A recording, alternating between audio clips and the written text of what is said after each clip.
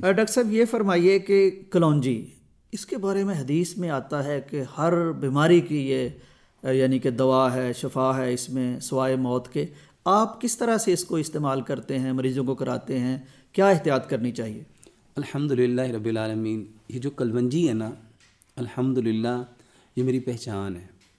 کلونجی اور میتھی دانہ پوری دنیا میں میں الحمدللہ بے شمار ملکوں میں بھی گیا، ہر ملک کے لوگوں نے مجھے یہی کہا کہ ڈاکٹر صاحب جب سے یہ کلونجی میتھی دانہ شروع کیا نا، لائف بدل گئی.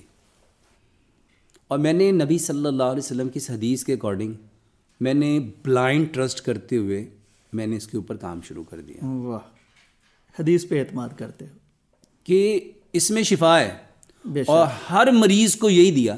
اچھا جی. لوگ سمجھتے پتہ نہیں میں کیا بیچتا ہوں. میری ہر دوائی میں کلونجی ہے اور میتھی دانہ ہے، ہر دوائی میں.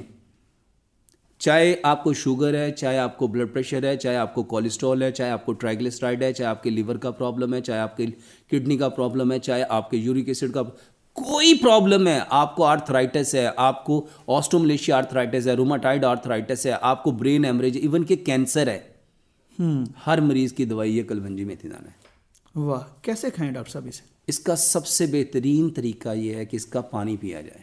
وہی طریقہ رات کو بھگو کے؟ اس کا طریقہ یہ ہے، میں نے تو یہاں پہ لوگوں سے بڑے بڑے اس کے بارے میں کہانیاں سنی کہ 7 دانوں سے زیادہ نہیں کھانا. تو میں نے ایک دن 7 دانے لیے، میں کہ اس کو ذرا کھاؤ، یہ آپ کی باڈی پہ فائدہ کتنا دے گی اگر ویسے ہی کھا لیتے ہیں پانی کے بغیر. میں لوگوں کو یہ بتاتا ہوں. آپ کو یاد ہے وہ حدیث جس میں نبی صلی اللہ علیہ وسلم کے پاس ایک صحابی ہے کہ یا رسول اللہ صلی اللہ علیہ وسلم میرے بھائی کے پیٹ میں درد ہے، تو آپ نے شہد تجویز فرمایا؟ شہد فرمایا. وہ پھر آیا کہ یا رسول اللہ فرق نہیں، فرمایا اس کو پھر شہد دو. دوسری بار آیا پھر شہد، تیسری بار آیا پھر شہد، چوتھی بار آیا پھر شہد. آپ کو پتہ ہے 4 بار نبی صلی اللہ علیہ وسلم نے، وہ چوتھی بار آیا اس نے کہا اللہ کے نبی صلی اللہ علیہ وسلم درد اور بڑھ گیا. فرمایا شہد میں شفا ہے، تیرے بھائی کا پیٹ جھوٹا ہے. بالکل. ایکچوئل میں اس کے بھائی کو جتنی کوانٹٹی میں شہد چاہیے تھا نا، وہ ملا چوتھی بار میں جا کے. بالکل.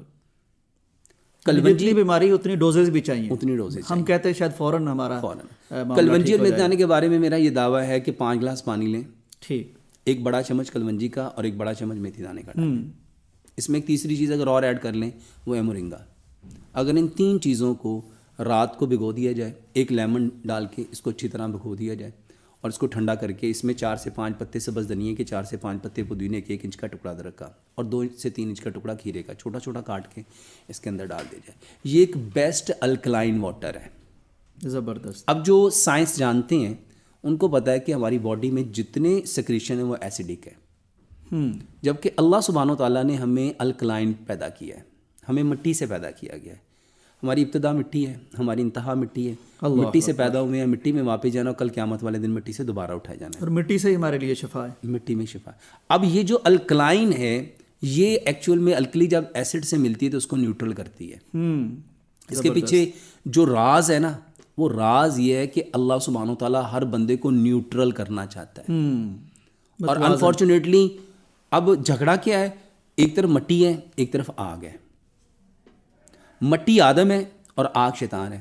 شیطان کون ہے؟ ان الشیطان عدو مبین. یہ اس آدم کا دشمن ہے. یہ اس کو کبھی بھی مٹی کی خوبیوں میں رہنے نہیں دے گا، یہ اس کو مٹی سے ہٹانا چاہتا ہے. یہ جو کلونجی اور میتھی دانہ ہے نا، ایکچوئل میں یہ دونوں چیزیں الکلائن ہیں. ٹھیک. اور اس کو لینا تھا پانی کی فارم میں. اب اس کو پانی رات کو آپ نے کسی بھی مٹی کے برتن میں ڈال کے رکھ دیں گے تو فرسٹ آف آل تو وہ مٹی کے برتن کی ساری خوبیاں اس کے اندر آ جائیں گی، کیونکہ جو چیز جہاں جاتی ہے وہاں کے اثرات لے کے آتی ہے. بے شک. ٹھیک ہے. اب پانی کو اس میں رکھ دیا. یہ پانی 5 گلاس لیا تھا، 4.5 گلاس رہ گیا. 1.5 گلاس صبح، 1.5 دوپہر، 1.5 شام. کھانے سے کم از کم آدھا پونا گھنٹہ پہلے لیں. ٹھیک. یہ سب سے بہترین طریقہ ہے. اور میں الحمدللہ ثم الحمدللہ لوگوں کو اکثر کہتا ہوں جن کو شوگر ہے 90 دن 3 ماہ اپنا HbA1c ٹیسٹ کروا لیں اور 90 دن کے بعد دوبارہ پھر ٹیسٹ کروا لیں. اگر 5.6 ان کا HbA1c نہ آئے، صرف 3 ماہ میں، 3 ماہ.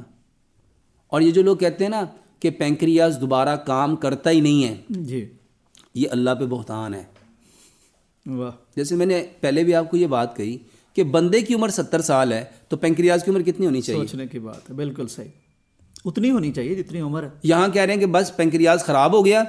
بھئی پینکریاز نے کام کرنا اس لیے چھوڑا کہ آپ نے پینکریاز کو وہ چیزیں دی جو اس کے لیے بنی نہیں تھی.